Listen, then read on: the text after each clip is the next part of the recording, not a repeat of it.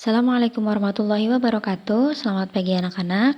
Selamat bergabung di kelas Bahasa Indonesia. Bagaimana kabarnya? Semoga anak-anak semuanya tetap dalam keadaan sehat walafiat, sehingga anak-anakku sekalian ini tetap semangat walau belajar di rumah ya.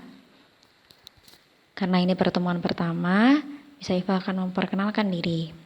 Perkenalkan, nama lengkap Miss Saifa adalah Siti Nur Afifah. Sekarang tinggal di Palangkaraya. Sebenarnya, Miss adalah guru bahasa Inggris dan bahasa Indonesia, jadi bebas. Semuanya boleh memanggil Miss atau Bu Afifah. Untuk saat ini, Miss adalah wali kelas 7C. Nah, terima kasih. Senang bisa berkenalan dan bisa mengajar anak-anakku sekalian. Lanjut.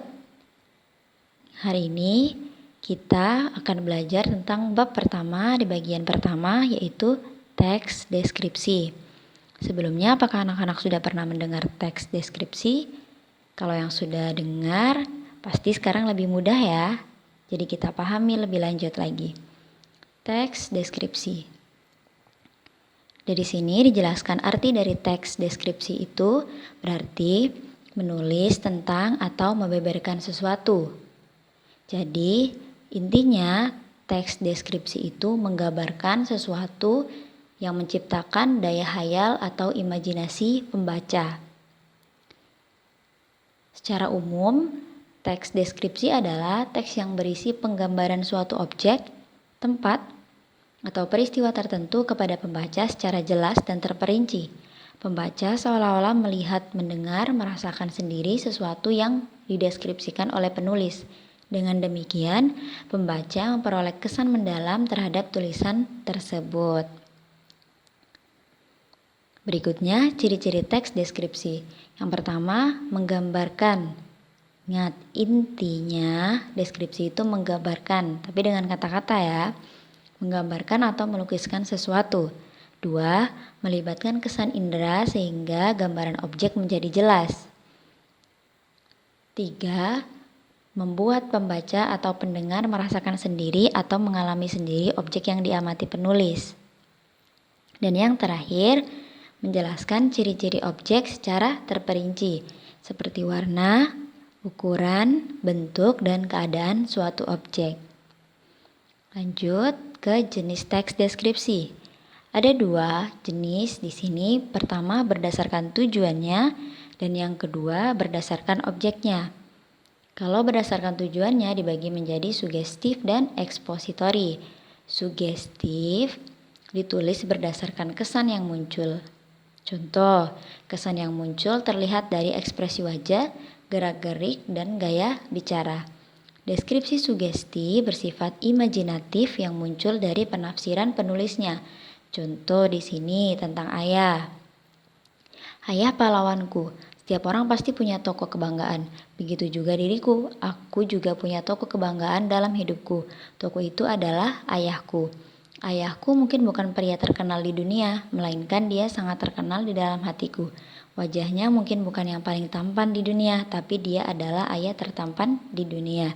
Di sini, si penulis mendeskripsikan ayahnya secara imajinatif, muncul dari penafsiran si penulis tersebut. Ekspositoris, kebalikan dari sugestif. Jadi di sini ditulis berdasarkan fakta yang dilihat langsung oleh penulis, yang menghindari sifat subjektif dan imajinatif, jadi yang nyata. Sehingga pembaca dapat mengenali objek jika bertemu atau berhadapan langsung. Contoh deskripsi tentang Yogyakarta. Yogyakarta, pemandangan pantai Parangtritis sangat memesona. Di sebelah kiri terlihat tebing yang sangat tinggi, di sebelah kanan kita bisa melihat batu karang besar yang seolah-olah siap menjaga gempuran ombak dan datang setiap saat. Pantai bersih dengan buih-buih putih, bergradasi abu-abu dan kombinasi hijau sungguh elok. Jadi di sini penulis mendeskripsikan secara detail tentang objeknya. Tapi di sini penulis mendeskripsikan berdasarkan fakta yang dilihat langsung olehnya. Nah, berdasarkan objeknya sekarang ada tempat, benda, orang, waktu. Untuk tempat, berarti yang dideskripsikan adalah suatu lokasi. Contoh, sekolahku sangat bagus, ada pohonnya dan ada tempat santainya. Sekolahku sangat rindang dilihat karena banyak jenis pohonnya dan tanaman yang subur. Makanan yang dijual di sekolahku juga sangat sehat dan bersih. Temannya juga ramah-ramah dan baik, dan semua yang ada di sekolah sangat indah kupandang. Tempatnya mana? Sekolah.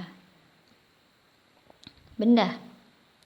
Satu meja panjang persegi dengan motif bunga mawar dan dominasi warna coklat diletakkan di lingkaran tengah deretan kursi. Meja tersebut berada di atas karpet berwarna merah. Bagian atas meja terbuat dari kaca, sedangkan kakinya terbuat dari kayu, sehingga membuat meja ini sangat elegan dan modern. Apa yang dideskripsikan bendanya? Iya, meja. Lanjut, orang. Ayahku sangat baik, ia memiliki rambut putih di kepalanya. Umur ayahku sudah 52 tahun, sayangnya ayahku selalu dikerjain orang karena umurnya yang sudah gampang tertipu dalam pekerjaannya dengan omongan orang. Tapi ayahku selalu sabar dan terus berdoa. Intinya sifat ayah baik, walaupun sudah tua, ayah masih kuat dan sabar. Yang dideskripsikan orangnya siapa? Ayah. Lanjut, waktu. Di sini mendeskripsikan waktu. Pada tanggal 12 Agustus tahun 2014 terjadi pengeboman hebat di wilayah A. Saksi menceritakan bahwa ledakan terdengar 2 kali. Ledakan pertama cukup hebat dan terjadi pada pukul 7.30 pagi. Ledakan susulan terdengar 15 menit kemudian. Situasi saat itu menjadi genting dan terdengar teriakan di mana-mana. Petugas tiba di tempat kejadian perkara pada pukul 9 dan langsung memasang garis polisi. Jadi intinya di sini menjelaskan kejadian pada tanggal 12 Agustus tahun 2014. Nah, itu semua anak-anak tentang definisi, ciri-ciri, dan jenis dari teks deskripsi. Oke, untuk pertemuan kali ini sampai di sini dulu ya. Terima kasih atas perhatiannya. Semoga anak-anakku sekalian dapat memahami apa yang disampaikan. Jangan lupa like dan komen, juga subscribe untuk mendukung channel Miss Afifah ya. Bertemu lagi di pelajaran selanjutnya, tetap dengan saya di Daring Miss Afifah. Assalamualaikum warahmatullahi wabarakatuh.